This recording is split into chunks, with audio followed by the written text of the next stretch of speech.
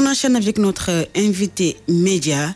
Le secteur de la presse qui vit des moments difficiles depuis quelque temps. La suspension des parutions des quotidiens Stade de Sunu Lamb est une première conséquence. Les entreprises de presse doivent se remobiliser, essayer d'avoir d'autres sources de financement.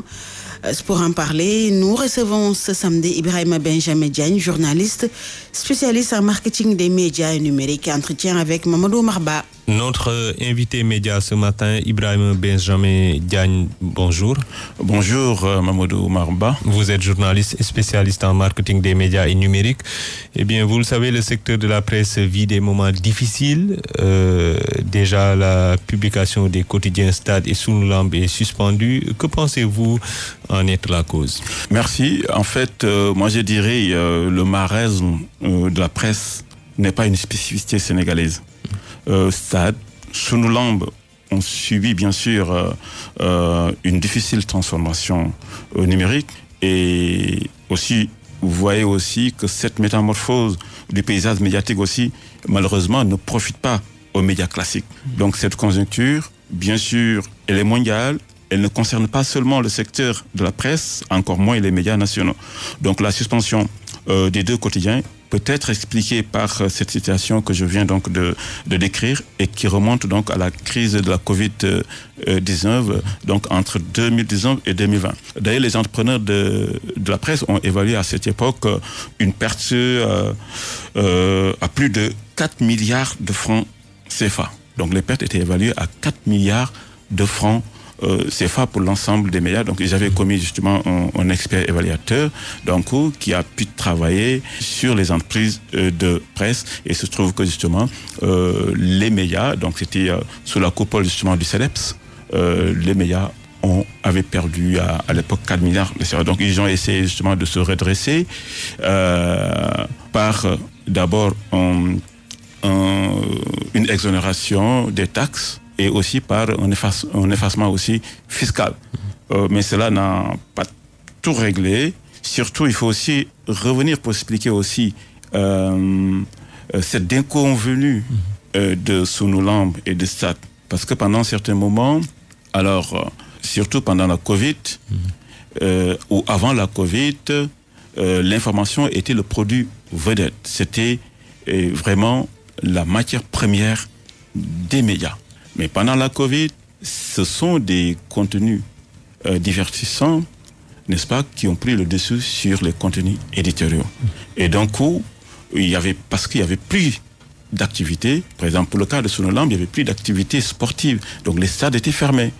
Il n'y avait plus donc de matière, par exemple, pour les stades. C'est pareil aussi pour les autres quotidiens. Il y avait peu, vraiment, d'actualité.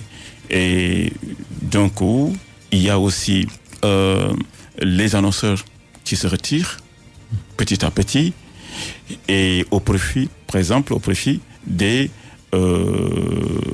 réseaux sociaux. Parce que les médias sociaux aussi sont aussi une grande régie aussi publicitaire.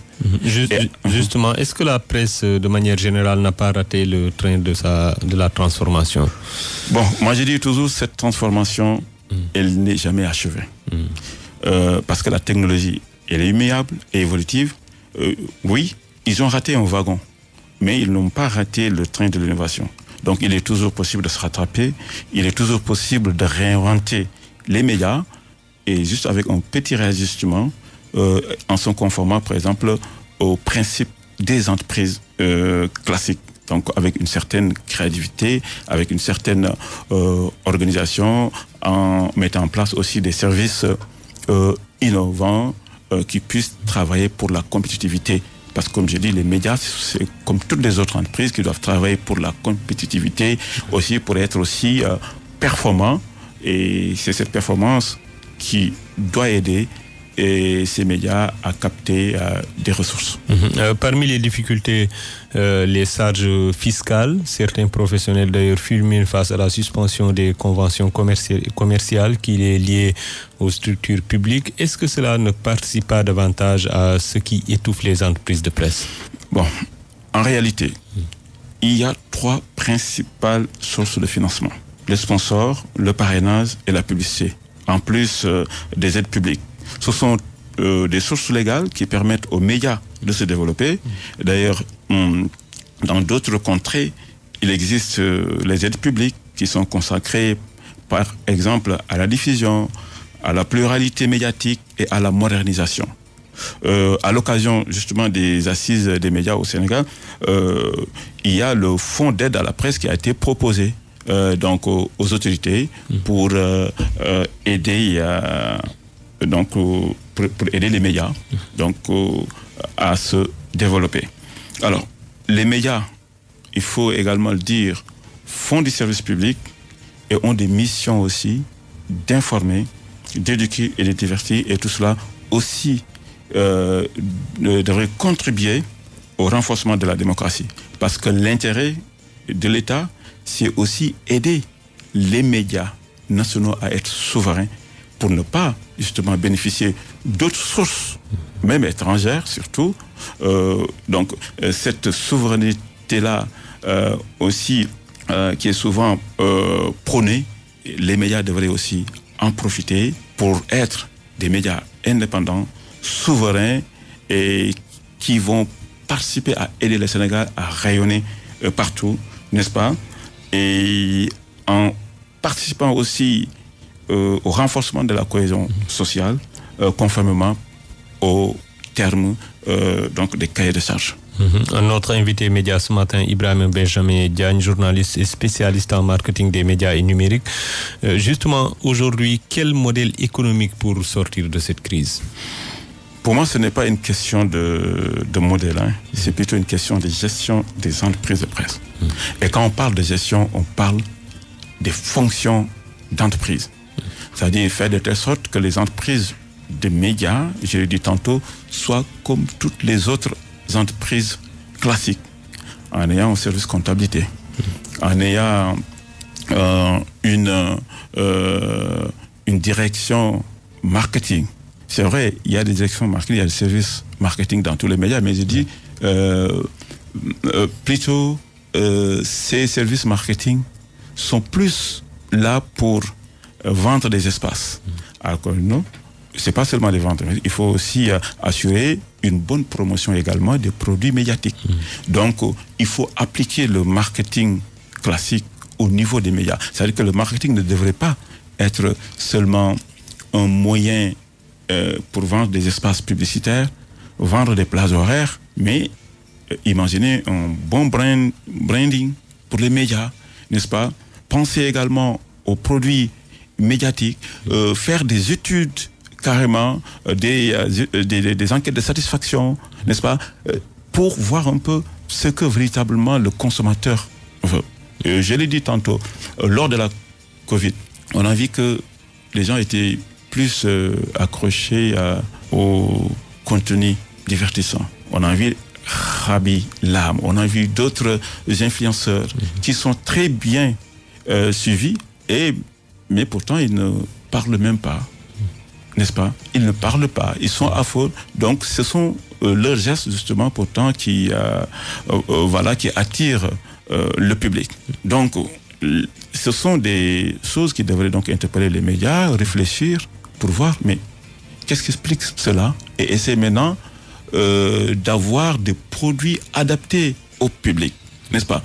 Donc c'est pourquoi dans les, par exemple, médias, il devrait y avoir, j'ai dit tantôt, toutes les services. C'est vrai que au niveau des entreprises de presse, il y a tous ces services. Mais est-ce qu'il y a des services études, par exemple, et recherche, études et développement, n'est-ce pas? Parce que ce sont ces services-là, justement, qui devraient aider. Si vous allez effectivement dans les agences de publicité, ils ont ça. Mais aussi, l'agence de publicité travaille pour ces médias, mais les médias également devraient aussi travailler aussi pour mesurer leurs audiences, n'est-ce pas, pour voir le besoin des consommateurs. C'est pourquoi je vous ai dit, donc le marketing au niveau des entreprises de presse ne devrait pas se limiter à vendre des espaces, mais à faire aussi des enquêtes de satisfaction, des études et recherches, développement pour voir comment développer les médias. C'est ça qui permettra justement de voir même le meilleur modèle économique n'est-ce pas, pour ces médias. Maintenant, en termes de modèle économique aussi, si on est dans le quotidien, c'est juste l'abonnement extra ou la vente des journaux. Si vous allez à la radio également, on dit souvent c'est même la gratuité. On dit même le modèle économique des médias, c'est presque la gratuité parce que c'est l'audience qui est vendue. Donc il y a une audience et c'est cette audience maintenant qui permet aux annonceurs de venir et publier. Donc les médias devraient travailler pour augmenter leur audience. Autant que l'audience grimpe, autant les annonceurs vont venir, n'est-ce pas? Et au-delà de cela, je l'ai dit, les médias qui réfléchissent comme des entreprises de presse devraient penser aussi, à ouvrir le capital pour d'autres, n'est-ce pas? Mais ils devraient aussi penser non seulement à ouvrir le capital à d'autres, mais aussi faire même une fusion, aussi diversifier aussi et les services et les produits. Il y a des modèles qu'on appelle, par exemple, il y a le modèle Biotop, qui permet justement aux médias d'opérer une certaine intégration verticale en essayant d'avoir des produits complémentaires, n'est-ce pas, en plus des produits médiatiques que propose, par exemple, le média. Donc, une entreprise de presse peut travailler sur d'autres produits différents des contenus médiatiques, n'est-ce pas? La digitalisation, justement. Je donne un exemple. Par exemple, un média peut, par exemple, créer une boutique pour vendre mais tous les accessoires, même des portables, pour être des représentants de grandes firmes de téléphonie, du numérique. Et là, ça peut aider. Donc, le fait d'investir également dans le domaine du numérique par une ouverture, par exemple, d'une boutique, par exemple, ou par la mise en place d'une boutique spécialisée en technologie, parce que tous ces outils-là également sont utilisés par non seulement les médias, mais aussi par les particularités, les individuels, ces membres, ces influenceurs, ces membres de la communauté en ligne qui utilisent, par exemple, ces mêmes outils pour faire de l'information en ligne, en tout cas, ou pour diffuser des contenus à travers les réseaux sociaux. Ibrahima Benjamin Diagne, merci. Merci beaucoup, M. Ba. Je rappelle que vous êtes journaliste et spécialiste en marketing des médias et numérique. Merci d'avoir répondu à notre invitation. Merci.